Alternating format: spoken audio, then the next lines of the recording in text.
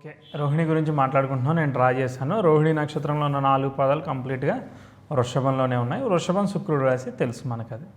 Right, ఇప్పుడు నక్షత్రం series discuss చేస్తున్నాం. ఎందుకనంటే లైక్ నాడీ ఆస్ట్రాలజీలో కానీ ఫింగర్ ట్రిప్ ప్రిడిక్షన్స్ చెప్పడానికి ఎఫిషియెంట్గా ఇంకా డెప్త్గా వెళ్ళి చెప్పడానికి మనం ఈ టెక్నిక్ని వాడుతున్నాము. అంటే మైథాలజికల్ స్టోరీని కనెక్ట్ చేస్తూ మనం ఇంకే ఎఫిషియెంట్గా ప్రిడిక్ట్ ఏమైనా చేయగలుగుతామని చెప్తున్నాం. కానీ దీనికి బాగా ప్రాక్టీస్ కావాలి ఒకటి. రెండోది, కాంబినేషన్ ఉన్నంత మాత్రాన సరిపోదు, ఆ దశ రిఫ్లెక్ట్ అయితేనే ఆ విషయం జరిగేదానికి అవకాశం ఉంది. కాబట్టి మినిమం ఒక్క పాయింట్ గురించి మినిమం ఒక 500 హారోస్కోప్స్ టెస్ట్ చేస్తే కానీ మీరు ఈ పాయింట్ కరెక్టే అని చెప్పి జడ్జి చేసేదానికి ఉండదు. సో ఏది కూడా ముందే డిసైడ్ అవ్వద్దు. ఓకే, మనం మెయిన్ టాపిక్కి వెళ్దాం. ఈరోజు రోహిణి నక్షత్రానికి అధిపతి యాక్చువల్లీ మన హీరో వచ్చేసి బ్రహ్మదేవుడు. బ్రహ్మ చాలా సింపుల్ పని ఏంటిదనంటే తయారు చేయడం మనుషుల్ని. మనకు తెలిసింది ఏంటంటే బ్రహ్మ మనుషుల్ని పుట్టిస్తూ ఉంటాడు, తయారు చేస్తూ ఉంటాడు, ప్రాణం పోస్తుంటాడు. మనుషులు ఒక్కటే కాదు, జీవరాశి అంతా, అంటే మొక్కలు కావచ్చు, జంతువులు కావచ్చు, పక్షులు కావచ్చు, ఏదైనా కానీ ఆయన పైన just creation. Brahma is a creator అంతే. సో కాబట్టి రోహిణి నక్షత్రం, రోహణం అంటేనే రోహిణి యాక్చువల్లీ కనెక్టెడ్. రోహణం అంటే చిన్నప్పుడు చదువుకున్న వాటిలో గుర్తుకొచ్చింది ఆరోహణ అవరోహణ. రోహణం అంటే ఇంక్రీజింగ్, పెరగడం అని అర్థం అనమాట యాక్చువల్లీ. సో బ్రహ్మ పెంచడం అంటే క్రియేట్ చేసుకుంటూ వెళ్ళిపోతూ ఉంటాడు. సో కాబట్టి ఇది దేనికైనా కానీ బాగానే పనిచేస్తుంది. అంటే ఏదైనా పెరగాలి, పర్మనెంట్గా ఉండాలి అని అనుకుంటే మాత్రం ఈ నక్షత్రాన్ని యూజ్ చేయొచ్చు. అటు ముహూర్తంలో కావచ్చు, దేనిలో కూడా యూజ్ చేస్తే బాగుంటుంది. సరే, అసలు ఇది యాక్చువల్గా ఎలా ఉంది అని అంటే కంప్లీట్ ఇలా స్టోరీ లాగా చెప్పేదాగా లేదనమాట. కొన్ని పాయింట్స్ అంటే చిన్న చిన్న స్టోరీలన్నీ కలెక్టివ్ స్టోరీ లాగా ఉన్నాయి. సో ఒక్కొక్క పాయింట్ చెప్తూ ఉంటాను, అది ఎలా కనెక్ట్ అయింది, ఆ పాయింట్ని మనం ఎలా వాడుకోవచ్చు అనేది చెప్తుంటాం. సో ఇది క్రియేటివ్ అంటే క్రియేషన్కి సంబంధించింది కాబట్టి ఏదైనా చిన్న మొక్క నాటాలి. ఓకే, ఏదో హరితహారం ఏదో ఉంది, మొక్క నాటాలనుకున్నాం. సో రోహిణి నక్షత్రం తీసుకోవచ్చు, మనకు నచ్చిన మొక్కని గ్రో అయ్యేదానికి బాగా పనిచేస్తుంది. సింపుల్, ఇలా యూజ్ చేయొచ్చు అనమాట. నెక్స్ట్ ఏంటిదనంటే రోహిణి నక్షత్రం యాక్చువల్లీ రోహిణి అని చెప్పగానే మనకు గుర్తొచ్చేది ఏంటంటే చంద్రుడికి ఇష్టమైన భార్య రోహిణి అనమాట. ఓకే, ఆవిడ కూడా one of the lead role అనుకోవాలి. ఇప్పుడు మనం తన ఎలా ఉంటుంది అనే దాని గురించి, అంటే చంద్రుడికి మన అందరికీ తెలుసు 27 నక్షత్రాలు చంద్రుడి యొక్క భార్యలుగా చెప్పుకుంటూ ఉంటారు. సో 27 నక్షత్రాల్లో కూడా రోహిణి నక్షత్రం అత్యంత ఇష్టమైన భార్య. సో అంటే మనకి ఎవరైనా సూపర్గా కనెక్ట్ అవుతున్నారని అంటే వాళ్ళలో కొన్ని క్వాలిటీస్ మనకి డీపెస్ట్గా కనెక్ట్ అయి ఉంటాయి. సేమ్ అదేవిధంగా చంద్రుడికి రోహిణిలో అలాంటి క్యారెక్టరైజేషన్ కనబడింది. ఏంటి అయ్యి? ఒకటి బాగా అనిపించేది కిల్లింగ్ స్మైల్, రెండోది బ్యూటిఫుల్ ఐస్, అంటే చూడగానే మనం ఫ్లాట్ అయిపోయేలాగా ఉంటాయి. సో అలాంటి ఐస్. రెండోది సూపర్ స్మైల్, అంటే ఏది చెప్పినా కూడా ఒక చిరు మందహాసం. సో అలాంటి kind of quality main feature Rohini నక్షత్రం అంటే రోహిణికి ఉన్నది. Okay, point number 1. రెండోది ఏంటంటే ఇదే కాకుండా అంటే వన్స్ ఫ్రెండ్షిప్ స్టార్ట్ అయిన తర్వాత చాలా యాక్టివిటీస్ ఉంటాయి, మాట్లాడుకోవడం ఉంటుంది, ఇంకా చాలా ఉంటాయి. సో రోహిణికి ఉన్న ఎబిలిటీ ఏంటంటే సింగింగ్ క్వాలిటీ ఉంది, తర్వాత మ్యూజిక్ మీద మంచి అవేర్నెస్ ఉంది, తర్వాత ఫ్యాషన్ అంటే జంగ్ జ్యువెలరీయో ఇలా ఏదంటే అది వేసుకునేంత మంచి కెపాసిటీ ఉన్నది రోహిణికి. ఇంకా అదే కాకుండా డ్యాన్స్ చేస్తూ పర్ఫామ్ చేస్తూ చంద్రుని ఎంటర్టైన్ చేయడం, ఎంత వీలైతే అంత మ్యాక్సిమం ఎంగేజ్ చేయడం అంటే తనను అట్రాక్ట్ చేయడం, తనని మాటలతో ఉంచడం, తనతోనే ఉండేటట్టు చేసుకోవడం, తన చుట్టే తిప్పుకోవడం, అడ్మైర్ చేయడం, అంటే చంద్రుడు నువ్వు సూపర్ అని చెప్పేసి బాగా ఇంప్రెస్ చేయడం, ఇవన్నీ కూడా రోహిణి దగ్గర మనం అబ్జర్వ్ చేయొచ్చు. సో ఇక్కడ అన్ని పాయింట్స్ మనం చెప్పుకున్నాం, ఏవైతే క్వాలిటీస్ చెప్పుకున్నామో అవన్నీ కనెక్ట్ అయి ఉంటాయి. సో మనం ఇలా అబ్జర్వ్ చేస్తే రోహిణికి సూపర్ క్వాలిటీస్ ఉన్నాయి. అంటే అమ్మాయికి ఉండే the depth, the extreme qualities ఏవైతే ఉంటాయో అవన్నీ కూడా రోహిణికి ఉన్నాయి. సో మీరు అబ్జర్వ్ చేస్తే రోహిణి కనెక్ట్ అయిన అమ్మాయిలు చాలా సెన్సిటివ్గా, చాలా స్మూత్గా, అంటే ఆ కళ ఉట్టిపడేలాగా అంత డీపెస్ట్గా ఉంటారనమాట. సో అది రోహిణి కాన్సెప్ట్. రోహిణి బాగా ఇష్టమైన వైఫ్ అని చెప్పుకున్నాం. ఓకే, 27 మంది వైఫ్లను కూడా చెప్పుకున్నాం. 27 మంది వైఫ్లు దక్ష ప్రజాపతి కూతుర్లు. ఓకే, దక్ష ప్రజాపతి పని ఏంటంటే పిల్లల్ని ఇంకా అంటే ప్రజాపతి వీళ్ళందరూ ఏం చేస్తుంటారంటే ఎక్స్పాన్షన్ ఆఫ్ ద ఏంటిది వంశాభివృద్ధి చేయడం అంతే. ఓకే, వీళ్ళందరి పని ఏంటంటే వంశాలని ఎక్స్పాన్షన్ చేసుకుంటూ వెళ్ళిపోవడం. సో ప్రజాపతి, దక్ష ప్రజాపతి అయిన ఈయన ఏంటంటే పిల్లల్ని తన వంశాన్ని అభివృద్ధి చేయడం ఈయన డ్యూటీ ఆబ్వియస్లీ. సో ఒక స్టోరీ ఏంటంటే దక్ష ప్రజాపతికి 28 కుమార్తెలు, ఒక కుమార్తె అయిన సతీదేవిని శివుడికి ఇచ్చి పెళ్లి చేశాడు, మిగిలిన 27 మందిని చంద్రుడికి ఇచ్చి పెళ్లి చేశాడు. సో ఈ 27లో రోహిణి సూపర్గా కనెక్ట్ అయిపోయింది చంద్రుడికి, ఓకే. కానీ మిగిలిన 26 మంది ఉన్నారు కదా, వీళ్ళు వెళ్ళి దక్షుడికి కంప్లైంట్ చేశారు, వీఆర్ నాట్ హ్యాపీ విత్ చంద్ర, మేము హ్యాపీగా లేం, సంతోషంగా లేం అని చెప్పి కంప్లైంట్ చేసింది. సో ఈ విషయం విన్న దక్షుడికి కోపం వచ్చింది. ఆల్రెడీ చంద్రుడు ప్రామిస్ చేసిండు పెళ్లి చేసేటప్పుడే, నేను 27 భార్యల్ని కూడా అందరినీ ఈక్వలెంట్గా చూసుకుంటా, హ్యాపీగా చూసుకుంటా అని చెప్పాడు. సో నువ్వు ప్రామిస్ తప్పావు కాబట్టి అని చెప్పేసి దక్షుడు శాపం ఇవ్వడం జరిగింది. నువ్వు ఏది ఉందని చెప్పేసి నువ్వు గర్వపడుతున్నావు, ఓకే, ఏదైతే నీ బ్యూటీనెస్ కావచ్చు, బ్రైట్నెస్ కావచ్చు, చంద్రుడికి ఉండే మూన్ లైట్ కదా, అలాంటిదంతా కూడా కావచ్చు, సో అవన్నీ కూడా క్షీణించిపోతాయని చెప్పి శపిస్తాడు. సో ఈ విషయం ఇమ్మీడియట్గా ఇంపాక్ట్ అయిన చంద్రుడు క్షీణించిపోతుంటాడు. సో బాగా వర్రీ అయిపోయి శాప విమోచన కోసం దక్షుడిని అడుగుతాడు, వర్కౌట్ అవ్వదు. ఇమ్మీడియట్గా శివుణ్ణి రీచ్ అవుతాడు. రీచ్ అయ్యి ఇట్లా జరిగిందని ఎక్స్ప్లెయిన్ చేస్తే, శాపం ఒక్కసారి ఇచ్చిన తర్వాత చేసేది ఏం లేదని చెప్పి కాతే రిక్వెస్ట్ కారణంగా శాప విమోచనం చెప్తాడు. ఏంటిదని అంటే, నువ్వు కంప్లీట్గా హీల్ అవ్వలేవు, ఒక పని అయితే ఉంది. ఏంటంటే ఒక 15 డేస్ క్షీణిస్తూ ఉంటావు, ఒక 15 డేస్ వృద్ధి చెందుతూ ఉంటావు. అదే కృష్ణపక్షము శుక్లపక్షము, ఓకే. శుక్లపక్షంలో ఇంక్రీజ్ అవుతుంటాడు, కృష్ణపక్షంలో తగ్గిపోతూ ఉంటాడు, ఓకే. ఇది కాన్సెప్ట్. రెగ్యులర్గా నన్ను అడిగే ఒక డౌట్ ఏంటంటే, క్షీణచంద్రుడు పూర్ణచంద్రుడు అని ఎలా తెలుసుకోవాలి అని అంటే, ఏదైనా యాక్చువల్లీ సింపుల్గా చాలా సింపుల్ రూల్ చెప్తాను.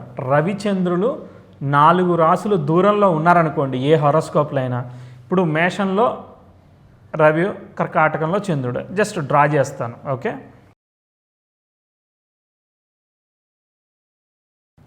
ఓకే, చంద్రబలం కనుక్కోవడానికి సింపుల్ అనమాట. రవి మేషంలో ఉన్నాడు, చంద్రుడు కర్కాటకంలో ఉన్నాడు, ఏముంది సింపుల్.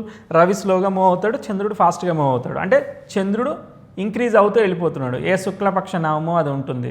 సింహంలోకి వచ్చే వరకు దశమి, అలా ఇంక్రీజ్ అయిపోతూ వెళ్ళిపోతూ ఉంటాడు అనమాట. సో ఇది బలమైన చంద్రుడు. ఒకవేళ చంద్రుడు అక్కడ కాకుండా మకరంలో ఉన్నాడు చంద్రుడు, అంటే ఏంటిది, చంద్రుడు రవి దగ్గరికి వెళ్ళే కొద్దీ ఏమవుతుంది, అమావాస్య వచ్చేస్తుంది సింపుల్గా. సో కాబట్టి ఇది తగ్గుతున్న చంద్రుడు అయినప్పటికీ కూడా రవిచంద్రుల మధ్య మినిమం 4 రాసులు దూరం ఉంది కదా. సో చంద్రుడు కొంచెం బలంగానే ఉన్నట్టు తీసుకోవచ్చు అనమాట. ఇది ఇంక్రీజింగా లేదనంటే డిక్రీజింగా అనేది మనం ఇలా చెప్పచ్చు. అంటే ముందు చంద్రుడి కన్నా ముందు రవి ఉన్నట్లయితే ఏమైంది, చంద్రుడు తొందరగా వెళ్తాడు కాబట్టి రవిని కంజైండ్ అవుతాడు కాబట్టి అది అమావాస్య అవుతుంది. ఓకే, ఇది సింపుల్ మ్యాటర్. అసలు విషయంకి వద్దాం. సో అట్లా శుక్లపక్షము కృష్ణపక్షము ఏర్పడింది. అంటే 15 రోజులు శుక్లపక్షం, 15 రోజులు కృష్ణపక్షం ఏర్పడింది. ఇది ఇక్కడ విషయం క్లియర్ అయింది. సో అప్పటి నుంచి చంద్రుడు సీరియస్గా అందరినీ కూడా ఈక్వలెంట్గా చూసుకుంటాడు. అశ్విని నుంచి రేవతి వరకు 27 నక్షత్రాలు, రోజుకో నక్షత్రం అప్రాక్సిమేట్లీ చెప్పున 27 రోజులు, నెల రోజులు ట్రావెల్ చేస్తూ ఉంటాడు. ఓకే, ఈ మ్యాటర్ ఇక్కడ పక్క పెట్టేద్దాం. దీని నుంచి మనం నేర్చుకోవచ్చు ఏంటిదని అంటే, ఒకటి, సో ఎప్పుడైతే ఈ రోహిణి కనెక్ట్ అవుతుందో, మ్యూజిక్ తర్వాత డ్యాన్స్ తర్వాత జంప్ స్టోన్స్, అంటే మంచి డిజైనరీ వేర్ ఇలాంటివన్నీ వేసుకునే ఒక టేస్ట్, ఓకే, ఒక ఫ్యాషన్, ఒక ట్రెండ్, ఇలాంటివన్నీ కూడా లైఫ్ స్టైల్స్ అన్నీ కూడా అబ్జర్వ్ చేయొచ్చు అనమాట. ఓకే, లగ్జరీ ట్రెండ్స్ ఇట్లాంటివి అబ్జర్వ్ చేయొచ్చు. సింపుల్ ఎగ్జాంపుల్, ఇంకొక చిన్న స్టోరీ ఉన్నది చెప్తాను. ఈ kind of trend or look, attractive look, admire look, లేదనంటే అట్రాక్టివ్ ఐస్, ఇవన్నీ కూడా ఇక్కడ కనెక్ట్ అయ్యాయి కదా. చంద్రుడి యొక్క నక్షత్రమైన రోహిణి నక్షత్రంలోనే శ్రీకృష్ణుడు పుట్టడం జరిగింది. అంటే శ్రీకృష్ణుడిది వృషభ లగ్నము, తర్వాత లగ్నంలోనే చంద్రుడు, లగ్నం కూడా చంద్రుడి యొక్క నక్షత్రమైన రోహిణిలోనే పడింది. అంటే కరెక్ట్గా అప్రాక్సిమేట్లీ రోహిణి నక్షత్రంలో లగ్నం, రోహిణి నక్షత్రంలో చంద్రుడు. ఓకే, ఇక్కడ కృష్ణుడు ఎందుకు వచ్చాడంటే రోహిణిలో పుట్టాడు కాబట్టి కృష్ణుడు ఇక్కడ వచ్చాడు. కృష్ణుడికి ఉన్న స్కిల్ ఏంటిది, ది ఎక్సలెంట్ ఫ్లూట్. ఓకే, వేణుగానం చాలా బాగా చేయగలుగుతాడు. ఓకే, కృష్ణుడు ఆ వేణుగానంతో అందరినీ అట్రాక్ట్ చేయగలుగుతాడు. గోవులను కావచ్చు, లేకపోతే 16,000 మంది గోపికలను కావచ్చు, ఎవరైనా కూడా మెస్మరైజ్ చేయగలుగుతాడు. అలానే ప్లెజెంట్గా ఉండే సిచ్యువేషన్ని క్రియేట్ చేయగలుగుతాడు. కృష్ణుడి యొక్క కెపాసిటీ, అది స్కిల్ అనమాట. బికాజ్ ఆఫ్ మూన్ యొక్క కనెక్షన్, ఆ రోహిణి యొక్క కనెక్షన్ ఇక్కడ ఉండడం వల్ల ఆయనకు అది పాసిబిలిటీ అయ్యిందని చెప్పుకోవచ్చు. ఎవరన్నా ఒక్కొక్కసారి ఒక చిన్న ఎగ్జాంపుల్ చెప్తాను. ఫ్లూట్ కానీ మ్యూజిక్ కానీ వాటిలో బాగా ఇంట్రెస్ట్ ఉంది, ఓకే, దానిలో బాగా రాణిస్తున్నారు, లేదనంటే రాణించాలనుకుంటున్నారు. ఇన్ కేస్ వాళ్ళకి కనుక రోహిణి ఎనర్జీ ఉందనుకోండి, అది యాడెడ్ అడ్వాంటేజ్ అవుతుంది. ఓకే, నాకు ఒక పెద్ద మ్యూజిషియన్ ఉన్నాడు, ఆయనకి రోహిణి నక్షత్రం లేదు కదా, మరి ఆయన రోహిణి మ్యూజిక్లో అంత టాప్ ఎలా అయ్యాడంటే అదర్ కాంబినేషన్స్ మీరు చూడాల్సింది ఉంటుంది. రోహిణి నక్షత్రమే కాకుండా అటు సైడు మకరంలో తీసుకుంటే ధనిష్ట నక్షత్రానికి కూడా డ్రమ్స్ కనెక్షన్ ఉంది. అది మళ్ళీ మనం వచ్చినప్పుడు మాట్లాడుకుందాం. చాలా నక్షత్రాల్లో కనెక్షన్స్ ఉంటాయి. ఓకే, ఫస్ట్ దీని గురించి మాట్లాడుకుంటున్నాం కాబట్టి దీని గురించే మాట్లాడుకుందాం. ఓకే, మిగిలిన అయ్యే వరకు అర్థమవుతుంది. ఓకే, సరే, ప్రస్తుతానికి ఉన్న సిచ్యువేషన్ బట్టి ఒక చిన్న ఎగ్జాంపుల్ తీసుకుందాం అని అనుకుంటున్నాను ఆ మ్యూజిక్ కనెక్షన్కి. Okay, right.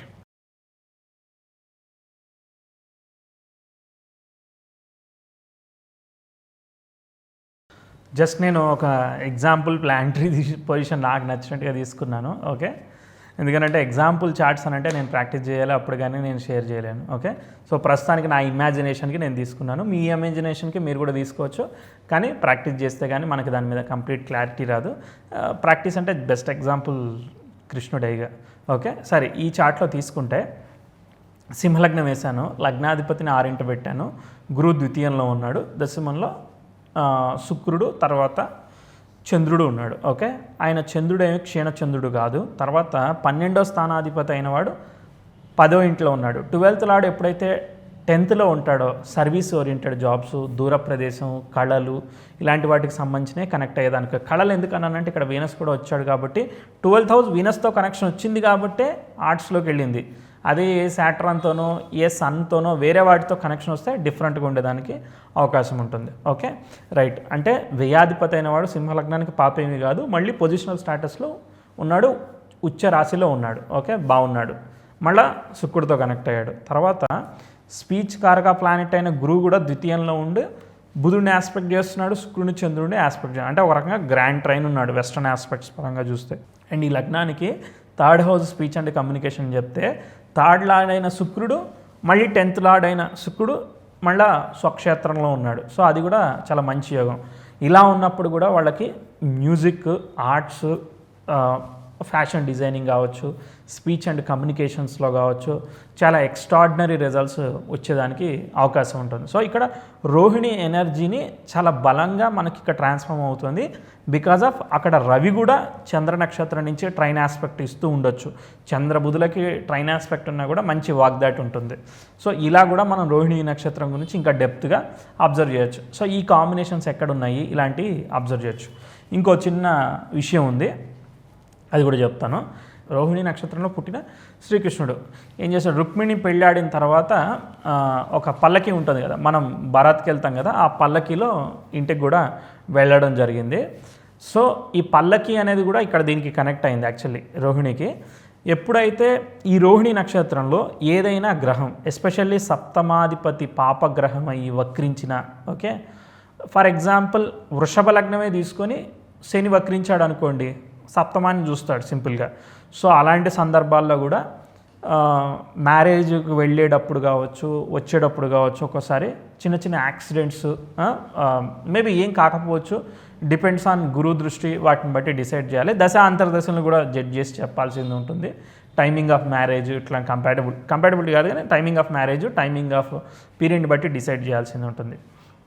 టైం బాగుంటే ఓన్లీ వెహికల్కే డ్యామేజ్ అవుతుంది, బాగోపోతే మనకు కూడా డ్యామేజ్ అయ్యే అవకాశం ఉంటుంది. టెండెన్సీ అనేది యూ కెనాట్ జడ్జ్ కంప్లీట్లీ, ఆ డిపెండ్స్ ఆన్ అప్పుడున్న ట్రాన్సిట్స్, వాటిని బట్టి చూడాల్సింది. ఇది జస్ట్ ఒక సింపుల్ యోగం లాంటిది అనమాట. క్విక్గా మ్యారేజ్కి వెళ్ళే వెహికల్లో ఏమన్నా అయ్యిందా అని ఇలా అడగడానికి అవకాశం ఉంటుందన్నమాట. రోహిణిలో ముఖ్యంగా గ్రహాలు వక్రిస్తే ఇష్యూ వచ్చేదానికి అవకాశం ఉంటుంది. ఆల్ రైట్, నెక్స్ట్ టాపిక్కి వెళ్దాం. రోహిణి అనేది యాక్చువల్లీ ఇంకోటి కూడా ఉన్నది, ఒక వర్జిన్ లేడీ, పెళ్ళికి రెడీ అయిన పిల్ల అనమాట.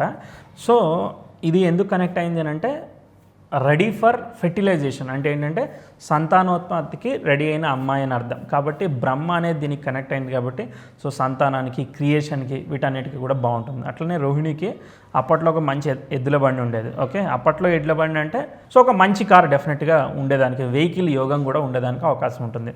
వాహన యోగానికి యూజువల్లీ మనం చూసేది 4th స్థానం చూస్తాము, 6th స్థానం కూడా చూస్తాం. ఓకే, సో వాహన స్థానాన్ని 6వ స్థానం అంటాం. చతుర్థ స్థానాన్ని ఎందుకు అంటామంటే సుఖస్థానము, అసెట్, వెహికల్ ఇదంతా కూడా చూస్తాం. సో దానికి కుజుడు, ఎందుకంటే వాహన కారకుడు కుజుడిని, శుక్రుడిని ఇలా కూడా తీసుకుంటుంటారు. వాటితో కనెక్షన్స్ ఎలా ఉన్నాయి, దశాంతర దశలు యోగం, చతుర్థాధిపతి బలంగా ఉన్నట్లయితే definitely there will be a chance of vehicle.